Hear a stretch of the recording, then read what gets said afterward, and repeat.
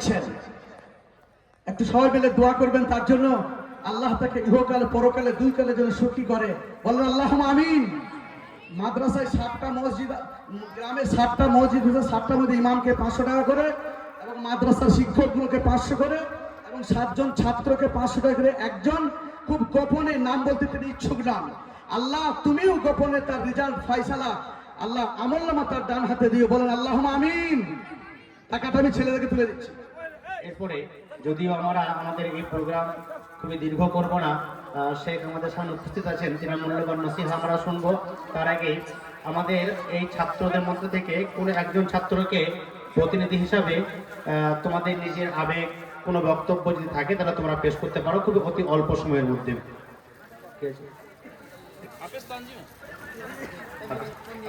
হাফিজ তানজিম।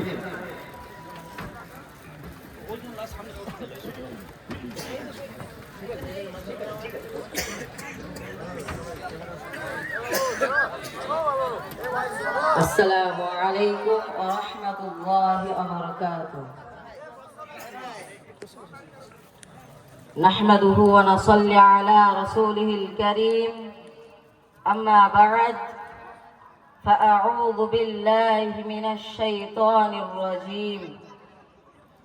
সুম্মা আওরাসনাল কিতাবাল্লাযীনা মিন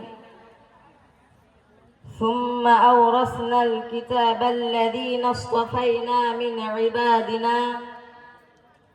মহাসম্মানিত আজকের এই সভার সভাপতি মহাশয়, মঞ্চে মঞ্চস্থ ওলামায়ে কেরাম, শিক্ষক বৃন্দ ও আমার সমুখস্থ শ্রোতা বৃন্দ, আমার সহপাঠীগণ, আজ আমাদের জীবনে এক অত্যন্ত সৌভাগ্যময় ও চিরস্মরণীয় দিন। জামিয়া ইরফানুল উলুম নামক যে শিক্ষা বাহনে আমরা আরোহণ করেছিলাম, আল্লাহ তাআলার অশেষ রহমত, দয়া ও অসংখ্য মানুষের ভালোবাসা ও সহযোগিতায় আজ তার একটা গন্তব্যে এসে পৌঁছালাম। জামিয়া ইরফানুল উলুম শুধু আমাদেরকে কিতাবের শিক্ষাই দেয়নি, বরং নীতি নৈতিকতা, শিষ্টাচার, চরিত্র গঠন, দায়িত্ববোধ, মূল্যবোধের শিক্ষায় শিক্ষিত করে আমাদেরকে আরো উন্নত ও সমৃদ্ধ করেছে। এটা নয় শুধু আমাদের নিজস্ব অর্জন, বরং এতে রয়েছে অনেক মানুষের অবদান ও বিসর্জন। বিশেষভাবে যিনারা হয়েছেন আমাদের প্রতি যত্নবান, তিনারা হলেন আমার প্রাণপ্রিয় শিক্ষকগণ, যিনারা আমাদের মধ্যে শিক্ষার বীজ বপন করে তিলে তিলে তার পরিচর্যা করেছেন। নিজেদের সময়, শ্রম, দরদ, দয়া, স্নেহ, মায়া, মমতা ও ভালোবাসার বন্ধনে আবদ্ধ করে দক্ষ কারিগর তৈরি করার চেষ্টা করেছেন।